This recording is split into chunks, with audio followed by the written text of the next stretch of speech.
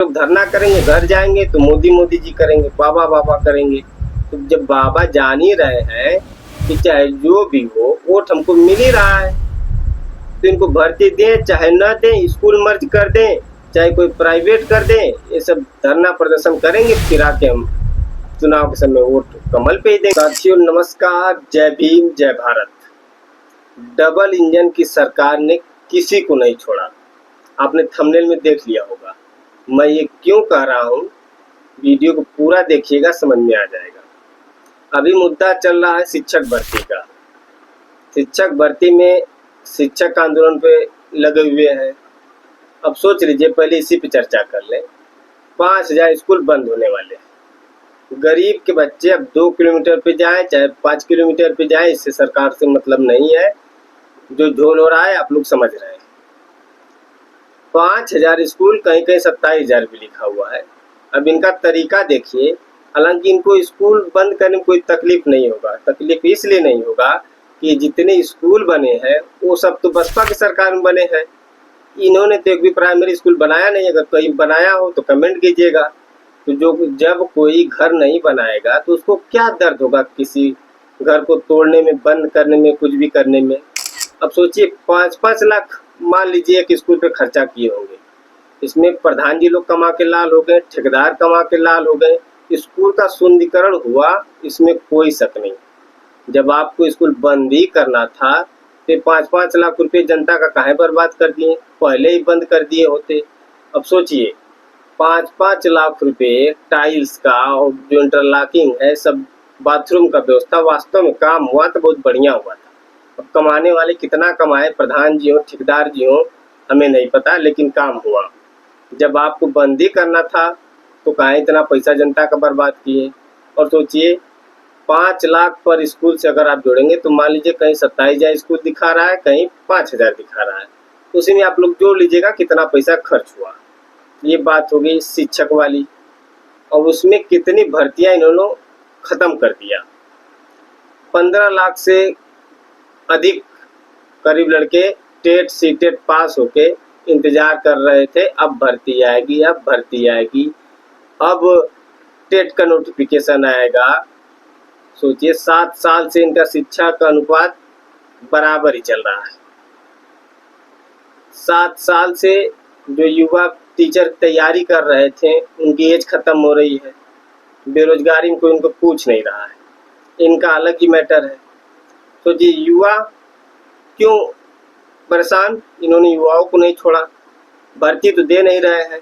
अच्छा, मैंने क्यों कहा कि डबल इंजन की सरकार ने किसी को नहीं छोड़ा।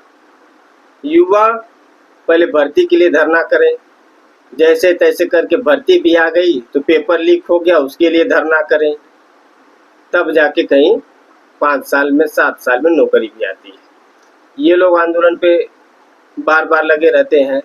अभी देख रहे हैं सीटेट और टेट वाले शिक्षक भर्ती के लड़के सब कितने दिन से धरना कर रहे हैं। भाई साहब, कोई भर्ती का नाम ही नहीं, शिक्षा का अनुपात सब बराबर इनका चल रहा है।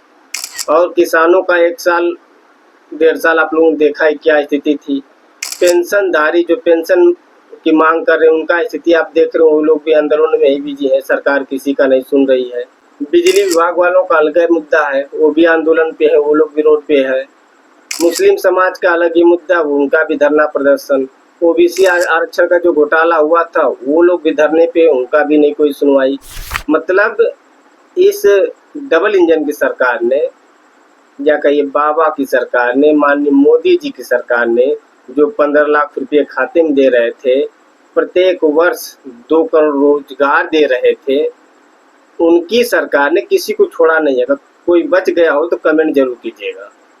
और कानून का राज, जिसमें जीरो टॉलरेंस कहा जाता है, हर रोज कहीं न कहीं महिला उत्पीड़न का केस आता ही रहता है। खासकर दलित का तो पूछिए मत। वो ऐसे केस होते हैं जो मीडिया में दिख जाते हैं, और पता नहीं कहीं जहाँ जातिवाद जहाँ हावी होगा, जहाँ पे नीची जाति के लोग या छोटी जाति के लोग दबे होंगे, वहाँ तो पता नहीं कैसे केस निपटा लिए जाते होंगे, आप लोग जानते हैं। कानून का राज आपने देख ही लिया। और इन सब में खास बात पता है आपको क्या है?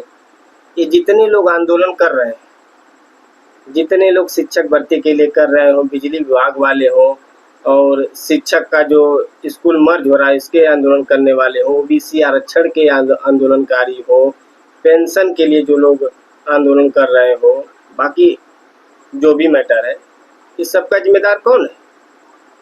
आप लोग मानेंगे? बाबा साहब ने वोट का अधिकार दिया कि आप लोग सरकारें बदलें, मतलब एक सरकार अगर नहीं पसंद है तो दूसरी सरकार चुनिए। आप भाई हिंदू मुस्लिम कीजिए चाहे कुछ कीजिए, रोजगार तो दीजिए। 7 साल से टेट सीटेट लोग पास करके बैठे हुए हैं, कोई पूछने वाला नहीं। धरना प्रदर्शन करने जाइए तो कहीं लाठियां चार्ज आती हैं। आपके बिहार वाले जो एनडीए के साथी हैं उनका तो आप लोगों ने देखा ही होगा। अब बाबा की सरकार में कोई सुनवाई है नहीं टीचर वालों की, या कहिए किसकी सुनवाई? बिजली विभाग वाले धरना करके थक गए। अब शिक्षक वाले देखे हैं, आज से धरना शुरू हुआ है, देखिए क्या करते हैं। लेकिन सवाल ये कि इस सब का जिम्मेदार कौन है? जिम्मेदार है आप। बेरोजगार अगर आप हैं तो इसमें गलती आपकी है। अगर आपकी नौकरी खतरे में है तो इसमें गलती आपकी है। आपके बच्चों का भविष्य खतरे में है तो इसमें गलती किसकी है? आपकी। सरकारें जब बार बार एक ही सरकार को चुनेंगे तो तानाशाही हो जाती है। हमको तो वोट मिल ही रहा भाई साहब। ये लोग धरना करेंगे, घर जाएंगे तो मोदी मोदी जी करेंगे, बाबा बाबा करेंगे। तो जब बाबा जान ही रहे हैं कि चाहे जो भी हो वोट हमको मिल ही रहा है, तो इनको भर्ती दें चाहे न दें, स्कूल मर्ज कर दें चाहे कोई प्राइवेट कर दें, ये सब धरना प्रदर्शन करेंगे, फिर आके हम चुनाव के समय वोट कमल पे ही देंगे। मैं कमल का विरोधी नहीं हूँ, ना साइकिल का विरोधी हूँ, ना बसपा का विरोधी हूँ, लेकिन जो सरकार तानाशाही हो जाए, जो आपके हक की बात न करे, जो आपको रोजगार न दे, जो आपके बहन बेटियों की इज्जत की रक्षा न करे, ऐसी सरकार किसी की सरकार हो आपको बदलनी चाहिए। नहीं बदलेंगे तो ऐसे ही झेलते रह जाएंगे, सिर के बाल झड़ जाएंगे, कोई पूछेगा नहीं, रोते रहिएगा। दिल्ली बम्बई जैसे बिहार के लोग जाते हैं अधिकतर कमाने, यूपी वालों में तो कुछ गलीमत भी है। सरकारी तो भूल ही जाइए, लेकिन प्राइवेट कहीं कहीं काम मिल भी जाता है। तो अगर प्राइवेट में खुश हैं, बीएड बीटीसी टेट सीटेट सब पास करके सारी डिग्रियां लेके, अगर आप इसी में खुश हैं तो ऐसे ही खुश रहिए। अगर आप आंदोलन में खुश हैं तो आंदोलन करते रहिए। अगर आंदोलन से अगर बाहर निकलना है, रोजगार और शिक्षा कानून व्यवस्था ठीक ठाक करना है, सरकार को ठीक करना है, इस अंगूठे को आप सही जगह उपयोग कीजिए। आप किसी भी पार्टी को वोट कीजिए, लेकिन ध्यान से, ताकि आपका फ्यूचर, आपके परिवार के, आपके माता पिता का जो सपना है कि मेरा बेटा मेरी बच्ची पढ़ लिख के कुछ काम करे, किसी लायक बने, इस बेरोजगारी की ज़िंदगी से बाहर निकलना है, तो भाई साहब थोड़ा ध्यान दीजिएगा। इसीलिए मैंने कहा कि डबल इंजन सरकार ने किसी को नहीं छोड़ा। अगर कोई छूट गया हो तो कमेंट जरूर कीजिएगा। तो वीडियो अच्छा लगेगा तो स्टूडेंट लाइफ वालों के लिए तो खासकर जरूर भेजिएगा, और चैनल को सब्सक्राइब कीजिएगा, वीडियो को लाइक जरूर कीजिएगा और कमेंट जरूर कीजिएगा। धन्यवाद। जय भीम।